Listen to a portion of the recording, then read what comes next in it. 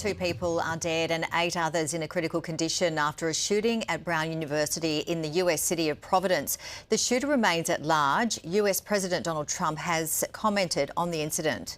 Well, I've been fully briefed on the Brown University situation, what a terrible thing it is.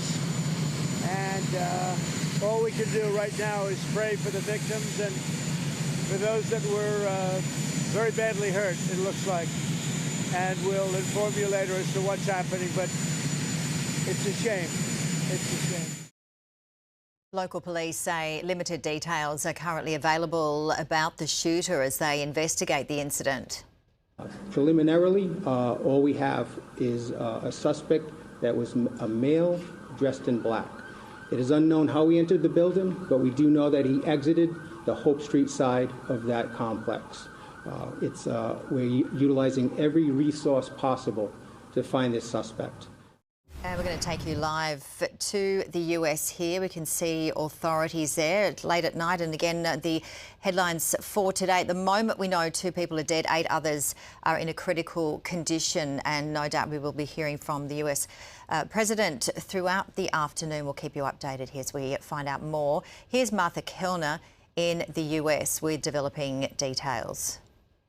The key update from the Providence Mayor, Brett Smiley, was the very sad news that 2 students were pronounced dead on arrival in hospital after being transported from campus, 8 still remaining in a critical but stable condition. Earlier on this afternoon, Brown University had issued a statement saying that there was a suspect in custody. We now know that there is no suspect in custody, so this shooter is still on the loose. Of course, the President also tweeted earlier saying that there was a suspect in custody. I don't know whether he was relying on the information from Brown University or otherwise, but that will be the bit of information that is of most concern to the local community, the fact that this shooter is still at large. We had the Deputy Chief of Providence Police, Tim O'Hara. He said that they have very little information that they're going to publicly release about the suspect at the moment.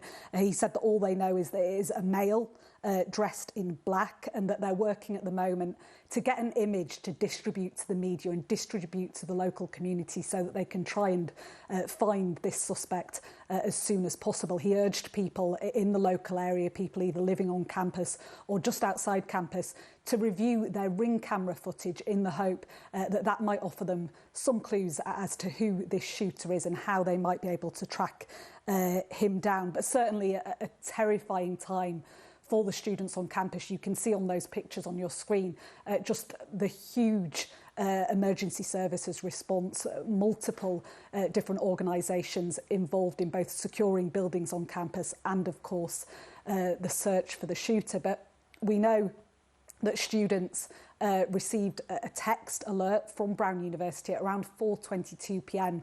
local time, telling them to shelter in place, to lock doors, to put phones on silent, to switch off lights and hide under desks. Of course, many of these students are from the United States and they know exactly what these drills look like because they've been practicing them since they were primary school age.